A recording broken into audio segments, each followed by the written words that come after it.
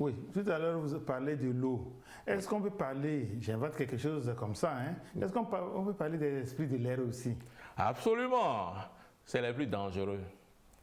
Absolument, il y a des possessions par l'air, des possessions par les esprits de l'air, qui sont tout à fait naturelles, comme ils peuvent être également causés par des envoûtements. Dans l'un ou l'autre des deux cas, c'est un problème sérieux. Lorsque vous voyez des gens qui sont possédés par un esprit de l'air, souvent des serpents, on les appelle, la personne aura en permanence une difficulté de respiration, une compression de sa poitrine. La poitrine sera tout le temps en train d'être compressée. La personne pourrait avoir des palpitations cardiaques. Souvent, ça crée également des douleurs dans le dos juste derrière la poitrine, où la personne ressent un peu comme un nœud dans le dos et des courbatures.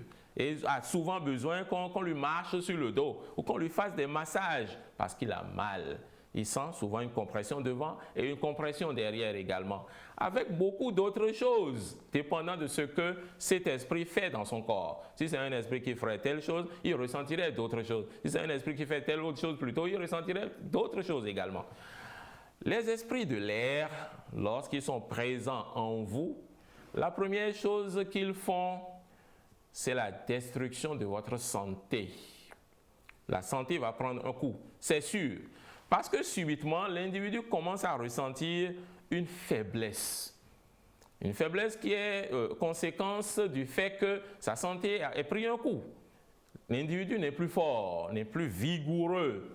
L'individu sentira de temps en temps que c'est comme si ses bras sont devenus frêles, légers. Ça n'a plus assez de force pour prendre quelque chose. Et en plus de ça, comme je le disais, bien d'autres choses dépendant de la maladie qui est liée à cet esprit.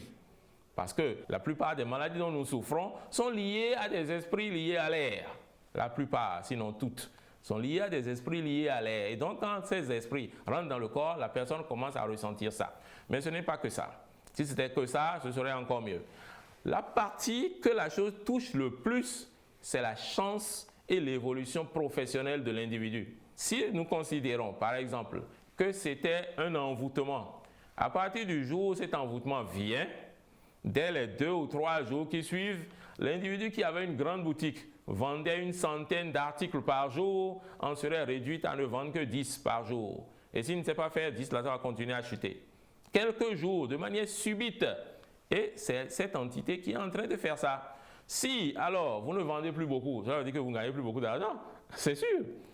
Les entités de l'air sont les entités les plus fréquentes ou les plus fréquemment envoyées aux gens par envoûtement. Lorsque les gens ont des problèmes d'envoûtement, très souvent, c'est les entités de l'air qu'on retrouve en eux. La plupart des consultations que je fais, et j'en fais des milliers chaque année, je dirais qu'il y a plus de 70 ou même 80% des cas où je trouve au sein des gens des entités de l'air.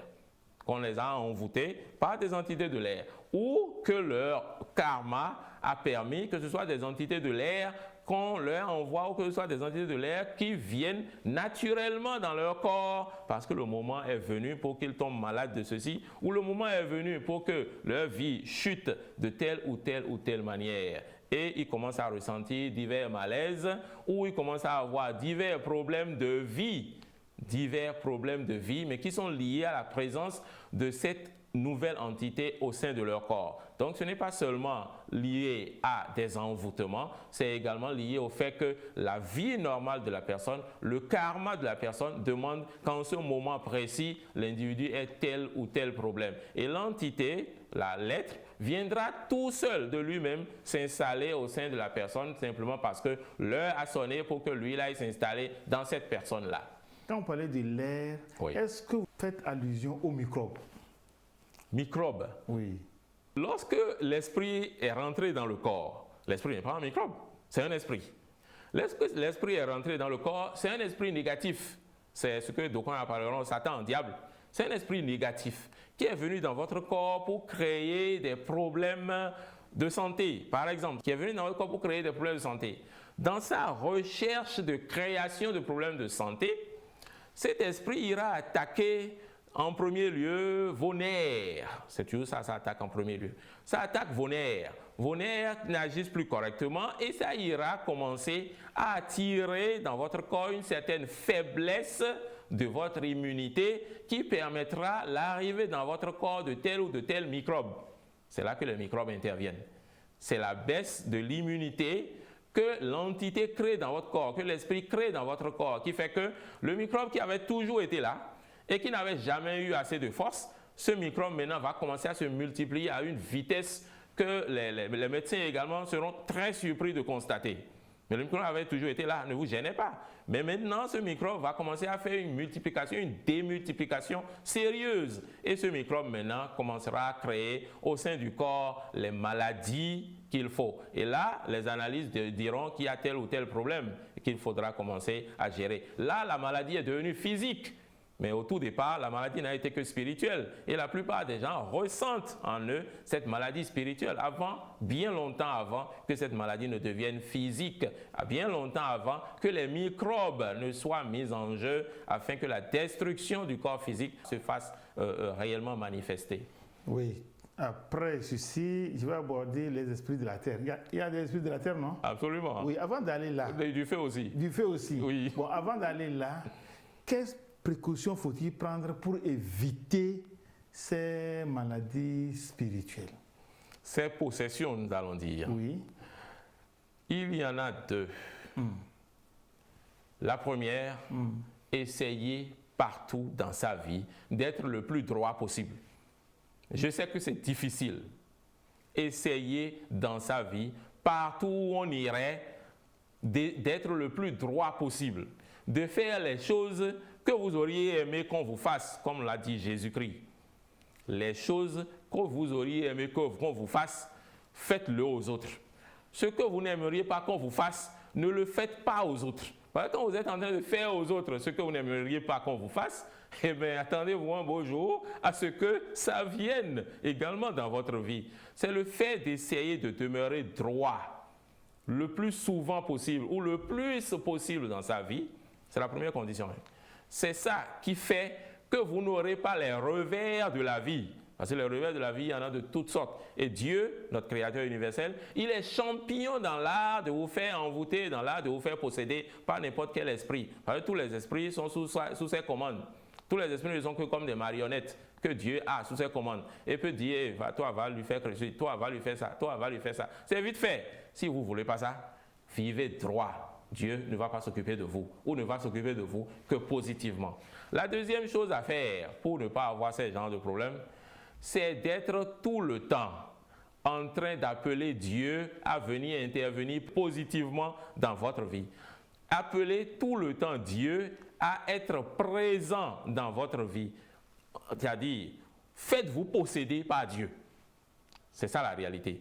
On en parlait de possession. Faites-vous posséder par Dieu. Demandez à Dieu de descendre dans votre vie. Faites des évocations de Dieu en vous. Appelez Dieu. Demandez-lui de descendre dans votre vie, de venir régner dans votre vie. Que sa volonté soit la seule volonté qui se passe dans votre vie. Alors, lorsque Dieu est quelque part, aucun des autres petits esprits ne pourrait venir gêner quoi que ce soit ou déranger quoi que ce soit. Mais si vous ne faites qu'appeler Dieu et que dans le même temps, vous êtes en train de penser du mal de l'autre, vous êtes en train d'agir négativement ici, vous êtes en train d'envoyer tel envoûtement à tel gris-gris à tel, ici et là, tous vos appels de Dieu ne donneront rien comme résultat. Vous aurez beau appeler Dieu, vous aurez des ennuis, vous aurez des problèmes d'envoûtement et de possession. Parce que c'est lui-même qui va décider que ces entités aillent vous tirer les oreilles, puisque vous ne le respectez pas.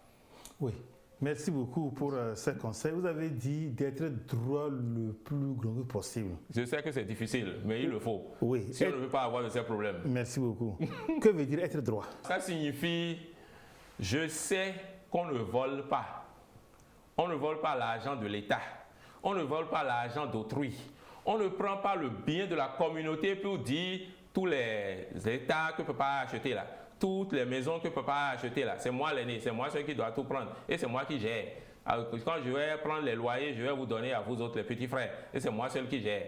Ça là, c'est mal agir. Et les revers de ça sont monstrueux, graves. Si vous voulez vivre en paix, vivez droit. Être droit, c'est mettre de côté tout ce qui empêche l'évolution de votre vie. Tout ce qui demain va vous créer des ennuis, mettez ça de côté. Ah, vous avez constaté qu'il y a un surplus sur votre compte et allez savoir d'abord d'où vient ce surplus. Ce n'est pas, ah vraiment, moi j'ai gagné, c'est la loterie. Il n'y a pas de loterie. Vous n'avez jamais joué à la loterie pour gagner. Renseignez-vous. S'il y a à remettre l'argent de quelqu'un, allez remettre pour être clair dans son esprit, dans son âme. Ah, voilà que l'autre, il a eu à vraiment m'énerver, je dois faire quelque chose contre lui, je dois prendre ma carabine à le tuer. Non, c'est plutôt des missiles que je dois envoyer. C'est qui le bon praticien qui peut lui envoyer tout ce qu'il faut pour le tuer ou tout ce qu'il faut pour rendre malade lui-même, sa famille. Évitez de penser même à faire ce genre de choses. Même y penser, on devrait éviter. C'est ça, agir droit, vivre droit. Ma copine, ou plutôt, oui, ma copine vient de tomber enceinte. Franchement, il faudrait qu'on enlève cette grossesse. Ah oui, si vous l'enlevez, les problèmes des avortements vous attendent. Évitez même d'y penser. C'est vivre droit. Je viens de donner quelques exemples. Merci Arcide Nounagnon. On parlait tout à l'heure des esprits de l'air et vous avez dit qu'il y a aussi les esprits de la terre? Et du feu aussi. Les esprits du feu aussi? Aussi, bien sûr, qui peuvent posséder quelqu'un.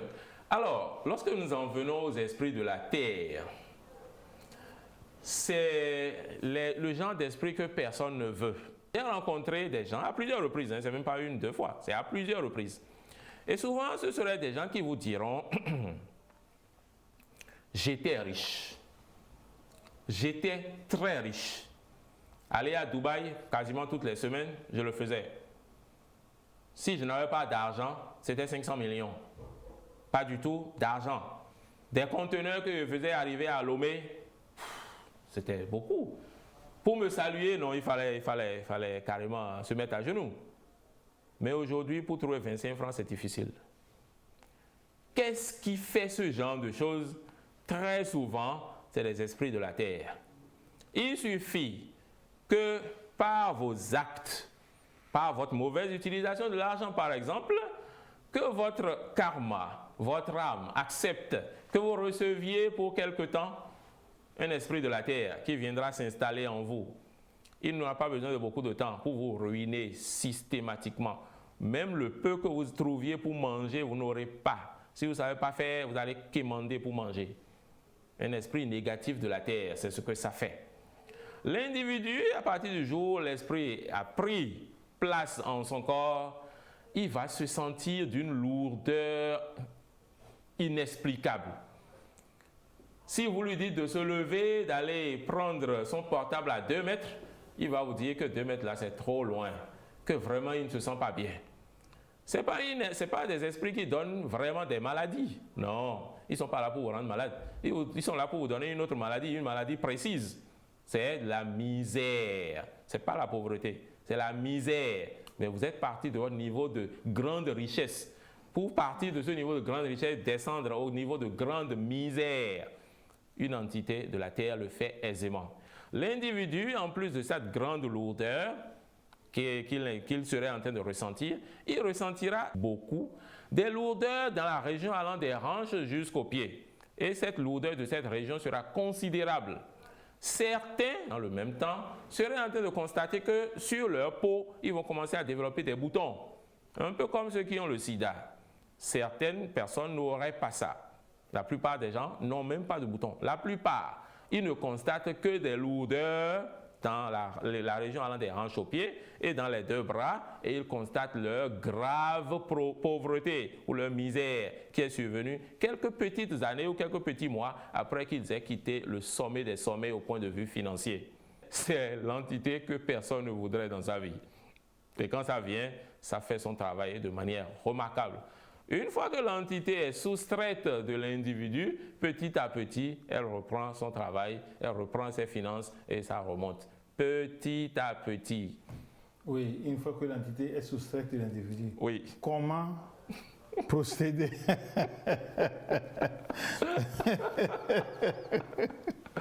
Comment faire pour soustraire alors cette entité de l'individu? Monsieur Condor, oui. Je vais être très honnête avec vous. Oui. C'est au cas par cas que je les gère. C'est-à-dire, je ne pourrais pas vous dire que pour tout ce qui est entité de telle chose, voici ce qu'il faut faire. Merci beaucoup. C'est au cas par cas. Pour tel cas, voilà le schéma que ça présente. Merci. Des études doivent être faites dessus. C'est bon. Voilà.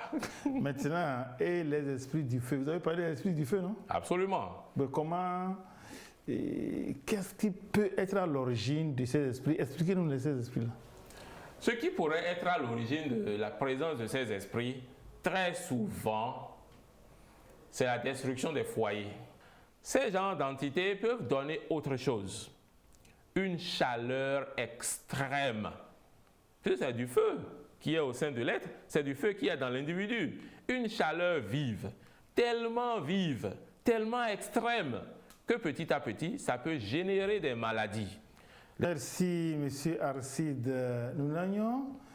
Le temps qui nous est imparti est largement arrivé, mais avant de vous laisser partir de toutes ces questions que nous venons de vous poser, certainement qu'il y a certaines qu'on n'a pas pu toucher, si vous avez d'autres choses à nous compléter. Alors, voyez-vous, la plupart des gens, quand ils commencent à avoir des rêves érotiques, ils commencent à paniquer, à se dire, est-ce que moi aussi j'ai mari de nuit? Est-ce que moi aussi j'ai femme de nuit? Simplement parce que la personne fait des rêves érotiques. Ce n'est pas parce que vous faites des rêves érotiques que vous avez un mari de nuit. Il faudrait que nous fassions la nuance afin que les téléspectateurs comprennent. Faire un rêve érotique, c'est simplement que, vous êtes peut-être en manque de sexe. Et donc, parce que vous êtes en train de trop penser au sexe pendant la journée, la nuit, vous allez voir des trucs, c'est-à-dire que vous êtes en train de tenir un rapport sexuel avec telle personne que vous connaissez ou telle personne que vous ne connaissez pas. Cela n'a rien à voir avec le fait que vous possédiez, que vous ayez en vous des esprits de mari de nuit ou de femme de nuit. Il y a des gens qui ont des esprits de femme ou mari de nuit qui ne font même pas de rêves érotiques. Pas du tout. Mais c'est la difficulté qu'ils ont à s'attirer telle ou telle chose, la difficulté qu'ils ont à avoir de l'amour dans leur vie, qui les a amenés à faire des recherches et à découvrir que, j'ai ceci ou j'ai cela. Également, autre chose que je voudrais compléter, il y a des régions du monde dans lesquelles il y a beaucoup de gens ayant ce genre d'entité. C'est les régions côtières, partout où il y a la mer à côté. Il y a plus de gens dans ces régions-là qui portent ce genre d'entité. Et lorsque vous vous éloignez, même les gens qui portent ce genre d'entité, ils vont constater que lorsqu'ils s'éloignent des régions côtières, l'entité les dérange moins, ou l'entité ne les dérange plus. Parce que c'est la proximité à la région côtière qui avait mis l'entité en eux. Et quand ils s'éloignent de cette région côtière, l'entité voulant rester proche de l'eau, l'entité les quitte et les laisse s'en aller. Et donc leur problème disparaît parce qu'ils sont loin de la région côtière. Donc c'est les villes comme Cotonou, Comé, Lomé, Accra, Abidjan, c'est ces villes-là, dans ces villes qu'on trouve beaucoup plus de ces genres de problèmes. Là, c'est le complément. Maintenant, le message à nos chers téléspectateurs avant de prendre congé de nous, M. Nounagnon. Je remercie la télévision togolaise, vous également, M. Condor, d'avoir permis que ces messages soient portés chaque jour au grand public. Je remercie également les très nombreux téléspectateurs qui ne cessent de m'écrire pour exprimer leur gratitude. Je vous remercie également parce que si le message passe et que de votre côté, ce n'est pas bien digéré, ce n'est pas bon. C'est-à-dire que le message n'est pas passé. Votre gratitude me permet de savoir ce qui est bon, ce que je devrais faire. Merci également de me proposer des sujets. Beaucoup de gens le font. Je vous en remercie de tout cœur. Chers téléspectateurs, merci d'être des nôtres. Une fois encore, en cette année 2023, nous ne savons pas par quel mot vous dire merci pour votre fidélité à cette émission ID. Pour aujourd'hui, ça n'est terminé. Nous allons nous retrouver la prochaine fois. D'ici là, bye bye.